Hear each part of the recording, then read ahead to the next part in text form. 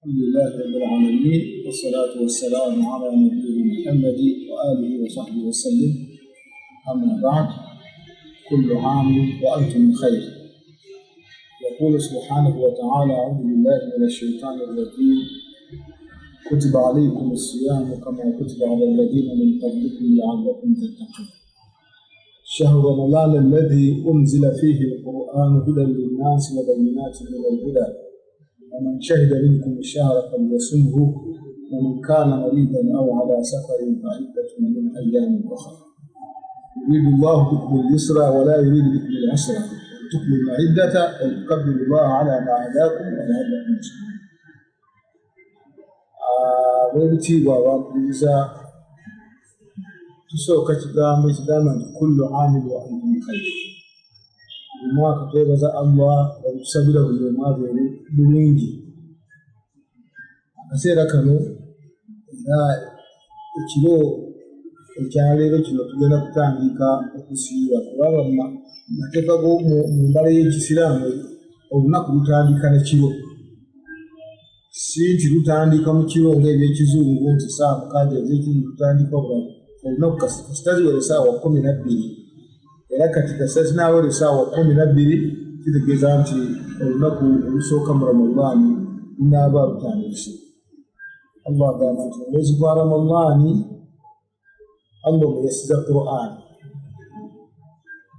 Allah agamba nti twakakasibwako okusiiba nga twakakasibwa kwabo abaatusooka, naye ng'ekigenderwamu kubeera tutya Mukama Katonda. Olwekyo ab'ebitiibwa abankubiriza, njozaayoza buli omu yenna eyamazeeko Shaaban nga kati agenda kwingira mwezi mukulu ogwa Ramadaan.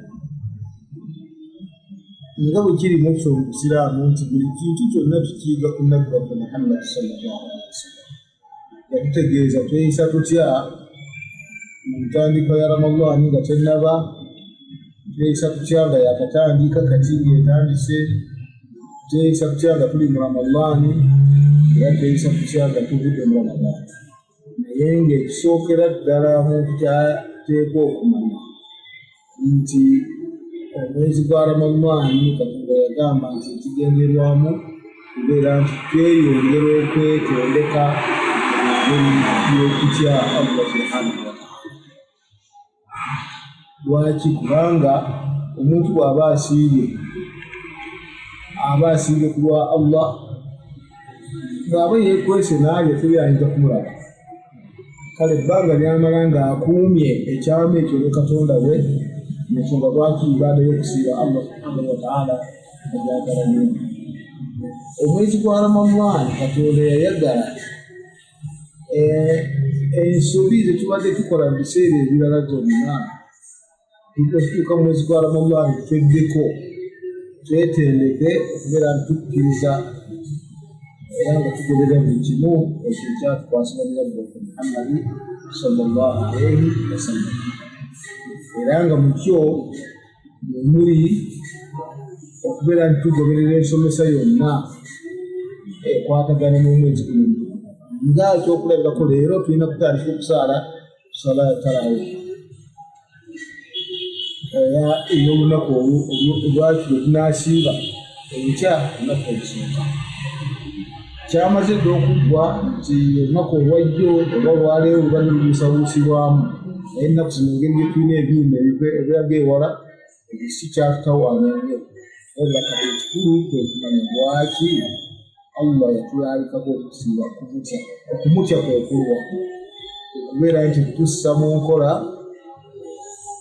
oba tugezaako nnyo okulaba nti wadde mu biseera ng'atuseerera, naye mu mwezi guno ogwa Ramadaani twalabe nti assa mu nkola amateeka ga Allah subhanahu wa ta'ala mu mbeera yonna. Kakubeere nga kuli kwagalana, twalabe nti bw'aba ayagala omuntu amwagala ku lwa Allah subhanahu wa ta'ala. Kubanga omuntu bw'ayagala ku lwa Allah nga yagamba nti imaani ye ebeekoze ki? Eba ejjudde. Singa aba ayagadde omuntu ku lwa Allah, imaani ye ejjudde. Abamu ayagala Katonda, ayagala omuntu ku lw'okuba nti alina kyamuwa, naye Allah ye ayagala obeere nti ayagala omuntu ku lwaki? Ku lulwe. Amakulu nti olw'okussa amateeka ge mu nkola nga mukikoleramu. Omwezi gwa Ramadaani gulinga bwaligambye nti agenda mu training okwongera okwegezesa okussiza ddala mu nkola amateeka ga Allah. Kyova olaba nti twogera mu bifo ebitali bimu, twagala abantu beeyongere okweyisa obulungi mu famire zaabwe, twagala abantu beeyongere okweyisa obulungi mu nkolagana yaabwe n'abantu abalala. Kati waliwo omuntu abeera nga musuubuzi, minzaani egwa sayidi eyiye oba ey'omuguzi, bw'agenda okugula naawe atunda, muteekwa okubeera nti mu Ramadaani mwegezesa okubeera nti minzaani eteekwa okuba nga yenkanankana. Kubanga mu mateeka g'Obusiraamu minzaani eteekwa okuba nga esigala ezannya, tebaako gyegwa. Bw'egwa ku sayidi y'omusuubuzi kitegeeza nti omusuubuzi aba asedde omuguzi, ate bw'egwa ku sayidi y'omuguzi ategeeza nti omuguzi aba agize eki, aba yazaamanyiza omusuubuzi. Noolwekyo Ramadaani tulina okulaba nti buli nsonga yonna tuddamu okukizza obupya nga twekenneenya engeri Nabbi Muhammad sallallahu alaihi wasallam yagenda okusomesaamu, nga okusaala taraawiihi, okuzuukuka okulya ddaaku, okuzuukuka okusaala ekiro, okubeera nti omuntu osaalako ekiro nnyo newankubadde nga tukyali mu nnaku ezisooka oba newankubadde nga ennaku ezisinga ze ziri ezisembayo 10, naye ekyo gwolinawo okukikolako practice wabugatibati wano mutandikwa okubeera nti olya ddaaku. Olwekyo obubaka bwange eri abampuliriza nga kaaliwa bubisu, nsaba buli omu alina okwekwasa nsonga yonna nti yennemesezza okusiiba, kubanga ko okusiiba kitegeeza butalya. Era bwewetegereza ennyo omuntu bw'aba asiibye aba talya nnyo, kubanga alya miiru 2 zokka, ate kumpi alyemu emusimbuka kuba muddaako omutalya bintu bingi. Olwekyo nkubiriza abasiraamu bange mwekwasa nsonga yonna kusiiba, kubanga Allah subhanahu wa ta'ala ku lunaku lw'enkomerero yateekawo omulyango ogugenda okuyingirwamu abasiibi nga siguyingirwamu bantu balala bonna.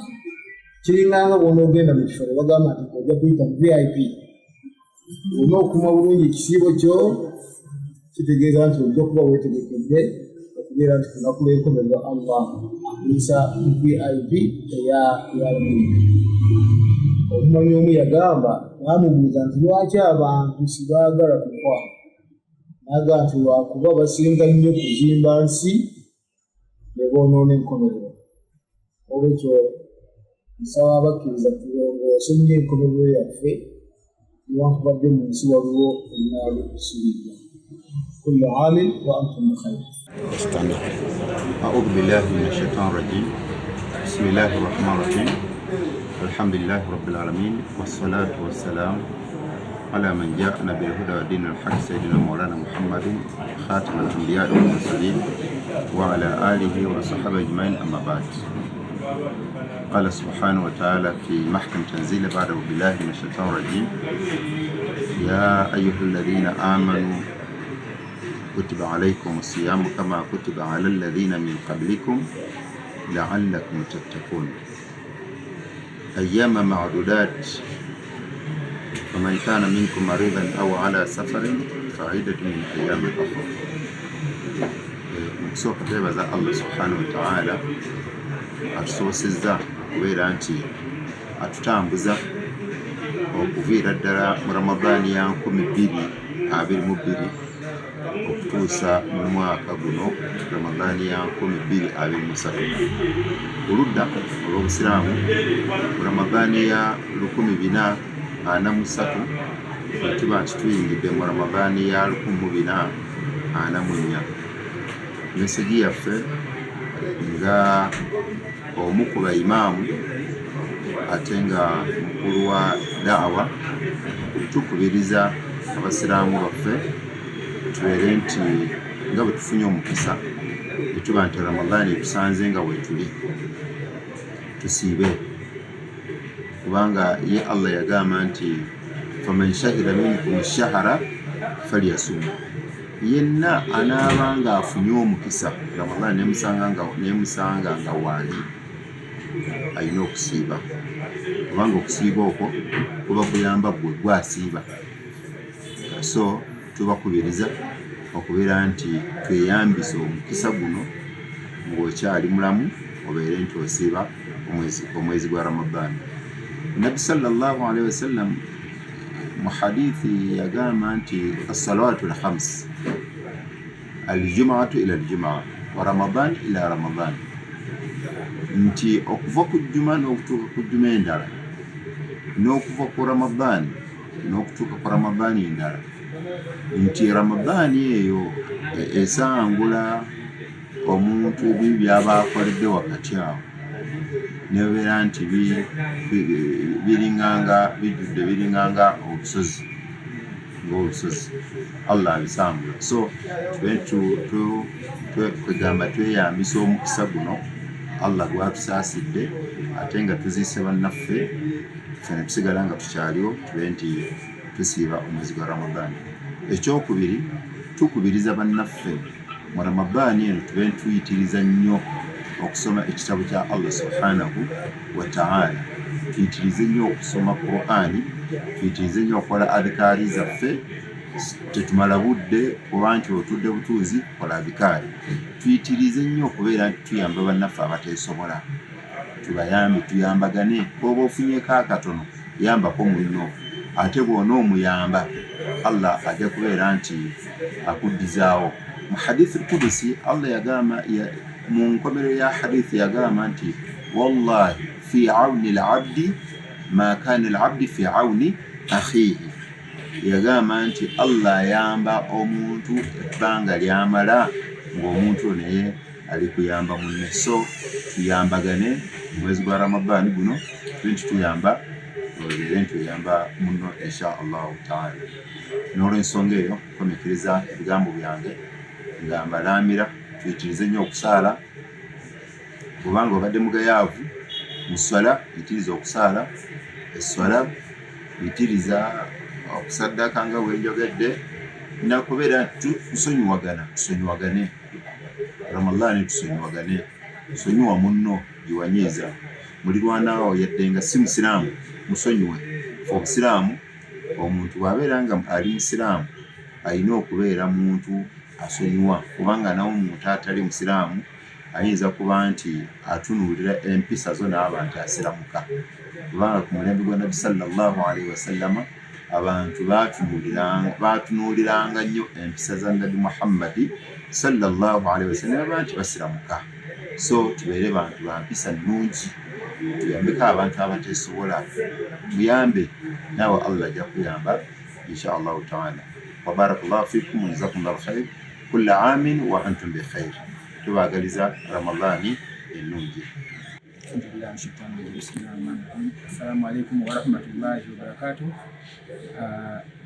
Nze Kasimu Wanade, nze district secretary wa Bugisu district ey'Obusiraamu, nga ensonga yange ntuusiza wano kuyozaayoza abaganda bange ne bannyina z'Abasiraamu kuba nti batuuse mu Ramadani y'omwaka guno. Ekyo tulina okukyebaza Allah nti alhamdulillahi rabbil alamin. Naye kyenjagaddemu ennyo nti okusiiba kuba kwegayirira Allah abe nti atusonyiwa. Tulina okuba nga twanyiiza abantu bangi mu bbanga lye tumaze nga tetusiiba, n'abo abaatunyiiza. Naye tuli kwagala Allah atusonyiwe. Kati nange badde ndi kusaba Abasiraamu bannange nti ng'etuyingira mu kusiiba enkya, tusonyiwe bonna abaatunyiiza, nabo tubasabe babe nga batusonyiwe. N'ekirala Abasiraamu babe nti beeyisa bulungi mu mwezi guno ogwa Ramadani, n'oluvannyuma lwa Ramadani tebava ku ekyo, tulyoke tube nga tukwatiridde Obusiraamu nga bwe baatulekera okuba nga tubulera. Sirina bingi nnyo, mbagaza okusiiba okulungi, mube nti mugaba, musaddaaka ennyo era musabe nnyo, Allah alyoke atusonyiwe ebyonoono byaffe. Assalamu alaikum wa rahmatullahi wa barakatuh. Nsigadde Kasimu Wanade, district secretary omusiraamu wa Bugisu. Assalamu alaikum wa rahmatullahi wa barakatuh. Amanya Ituwa Hajat Omukulu Atenyi Wamboga, Secretary for Women, Children Affairs plus Youth, Bugisu Muslim District Council. Twala omukisa guno okwebaza Allah olw'obuwangazi bwatugabiridde n'atutuusa ku lunaku luno olwaleero. Mwebaza nti alhamdulillahi rabbil alamin, era nsaba tuwa obwangu omwezi guno gutubeere omulungi, era tuwangaza tutuusa ate ku lunaku bwe luti olunaku olusooka mwezi gwa Ramadani mwaka 2024 nga ffenna tuli balamu. Nsaba Allah atujjanjabe ebirwadde ebitulimye, nsaba Allah ajjanjabe buli omu ali eyo yonna. Tulina enyiike ku mitima naye tusaba Allah atugumye abamu abaviirwako abantu baffe abakyaliwo kati betwali tuwangaala nabo. Tusaba Allah gye bali abawumuza emirembe, abayo ekimuli ekyemirembe era bagaziize mwanandaani zaabwe. Ebirungi bye baali bakola abasosolemu omusera. Mukadde kano nze nga akulembera abakyala mu Bugisu Muslim District Council, nkukkiriza bamaama mwenna abali eyo, bannaye tusibe, kubanga ekisiibo kyatulalikwako ffe nga bwe kyalalikwa ku bannaffe abaatukulembera. Era nsaba tukuume empisa, tukuume ennimi zaffe, kubanga tuyinza okusiiba n'osiiba enjala naye ng'ebigambo ebikuvaamu byonoona ekisiibo kyo. N'obanga by'osiibye tebirinaamu, ekisiibo ky'osiibye tokifunye oba okifunyemu emisango. Tulina kwegendereza nnyo okulaba nti tugezako okukuuma ennimi zaffe, kubanga n'owekitiibwa Najib Muhammad Ssemusere agamba nti ngenda kufa naye abantu bange mbalekedde ekizibu kimu, olulimi. Ennimi tuzikuume, tuzikozese bulungi. Bamaama buli omu ampuliriza, akaseera kano ka kusoma Quran, mbadde mbakubiriza wadde tomanyi kusoma Quran, soma alifu beeteeke, ofune empeera yo, kuba buli nukuta gy'osoma ogifunamu empeera. Ekyokubiri, bw'oba tosobodde kusoma Luwarabu, mbadde mbakubiriza era buli kaseera mbakubiriza tugule Quran ez'Oluzungu, ez'Oluganda, tusome ebyo ebintu ebyawandiikibwa kasita otegeera, kuba lumu nasomako Quran baga nti omuntu asoma Quran nga takitegeera aba talina kyafuna era talina kyaganyulwa. Naye nkubiriza bamaama tugezeeko nnyo okulaba nti tulwa mu Quran, kubanga guno omwezi Quran neyakira. Aye tugezeeko nnyo okulaba nti tukuuma ennimi zaffe, twewale ebyo byonna byonna Allah byatugaana okukola, tukole ebyo byonna byonna Allah byatulagira tukole, oba olyawo ne tufuna empeera. Kubanga kati saawa zino mbakubiriza, lwaki tukikola? Lwa nsonga nti nze kati natuusa okutegeera nti okufa wagibu. Oyagala toyagala ojja kufa. Oli mugaaga, oli mwavu, naye ogenza otya? Era njagala buli omu ali eyo ategeere nti obulamu eri sunna ate okufa eri faraga. Omuntu kasita ozaaliwo oyagala toyagala olina kufa. Kati olina okweteekateekera enkomerero gy'olagamu. Eriyo ebintu bingi nnyo bye tugenda okusanga, oba wasomye Quran ojja kwetegeera nti ate eyo oli egisa okomewo ku nsi ng'ate tosobola kudda ku nsi.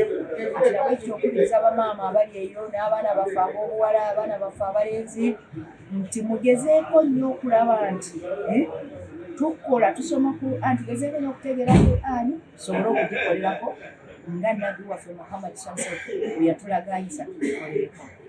Era nenkubiriza abamaama abali eyo mwena bamaama twagayalirira abaana baffe. Era mu kaseera kano tuli mu buzibu, kino sirema kukyogerako kubanga ndi omu ku bo. Tulina ebintu ebizuseewo mu nsi nga beebyo ebisiyagi. Bamaama tukume abaana baffe butiribiri. Olaba omwana kikyaliko kikyakola, kubanga waliwo obusente obuuze buli kaseera bubuzaabuza. Omwana bajja kumuwa kaswiti bamukole ebintu ebitali bisuufu. Wabula nsaba busabe nti twali badde tukolera wamu ffenna, era nsaba abakulembeze abatukulembera naddala mufu ateekewo okuba waliwo enasoma Qur'an bagamba nti ekizibu ekiba kizze kati nga kino kyekisya tulina kugumiikiriza ate tusaale ate tusabe Katonda kuba Allah yalina obuyinza okulemesa ebintu ebifaanana ng'ebyo. Kati mwezi guno nsuubira kuba buli kyosaba kyonna Allah akkiriza. Saba tuteekewamu emitwe tuba tusoma biki naye tulabe nti tusabira eggwanga lyaffe Allah atugirwe ebisiya aleme kutuzikiriza nga yazikiriza omulembe gwa Nuuhu n'azikiriza n'omulembe gwa Luutu. Okwo kwe kusaba kwabwe era kwe tubadde okubuulira kwabwe. Baagaliza ekisiibo ekirungi musiibe bulungi Allah atugabirire tuve ku nsi nga tulanaffe twesiibe. Assalamu alaikum warahmatullahi wabarakatuh. Sigadde Mufti Martin Wamboga, Secretary for Women, Children and Youth Affairs. Obusiraamu si ddiini nga ddiini endala ezitalamula. Obusiraamu bulamula. Tubolaba nti ye nabbi Allah bwe yali ayogera ku kulamula yagamba nti annafsu binnafsi nti oli bwatta omuntu naye bamutta wal aynu bil ayni ne bw'abanga mujjemu liiso bamujja mu liiso. Kati ensonga obange yabaddewo ffe ng'abateeka mu nkola amateeka omwami we yali atuuse okubeera nti alina kubeera kukolebwako kyekiyita ta'zir disciplinary measures kubanga kitegeeza nti bw'obeera ng'oli musiraamu ojja kujooga obukulembeze bw'obusiraamu. Ekisookera ddala omusiraamu kyalina okumanya ng'akolagana n'obukulembeze bw'obusiraamu okumanya nti obukulembeze bulina eddembe okumuwaliriza naye ate ye talina ddembe kola ki kuwaliriza bukulembeze. N'olwekyo embeera eyo yabaddewo terina kyonna kyeyamenye mu mateeka g'obusiraamu wabula ate omusiraamu we yasigadde nga afunye emisango mingi nnyo kubanga yamenya enkolagana ya ofiisi naye yaweebwa ennyumba ya wakufu y'obusiraamu n'agaana okusasula ate n'ayagala agandire mu nnyumba. Kati mu mateeka g'obusiraamu disciplinary measures zikolebwa. Tobolaba nti kati ono kikyayamba abasiraamu nababeera nti oluusi bajeema n'okujeema lwakuba nti ffe amateeka ga Uganda sigatukkiriza kukola arrest warrant. Naye waliwo omusiraamu ekintu kyakola nga singa tulamuza sharia nga tumukwata n'okumusiba ne bamusiba ng'amateeka g'obusiraamu gegabugaki. Naye olw'okubala nti abasiraamu bamanyiridde okubeera nti buli kintu ky'obusiraamu bazanyiramu kizanyire eri asobola okugamba nti ate wano batukutte batukwasizza maanyi ekituganye oba kitukkiriza nti bayinza okuba bakwasiza amaanyi ag'ekyoso. Naye nze lumu twali twogera ku bantu ab'ekalakaasa twali mu Elders Forum Entebbe oli n'agamba nti abantu ab'ekalakaasa gavumenti poliisi ebakwata bubi. Nze nembuuza nti naye omuntu oyo obanga abadde mu b'ekalakaasa bw'ayise ku muntu atunda amenvu n'agagira ki amenvu ge n'agakola ki n'aganyaga agoba poliisi ekole ki? Poliisi eba erina kukola ki? Eba erina kumuggyako nampaka waba atuuse kati aba akolebwako disciplinary measure za kumuggyako ensobi eyo naki nampaka. Olwekyo kisinziira omusiraamu aba yeeyisizza atya obukulembeze nabwo bubanga bulina engeri gyebuyinza okumukwata.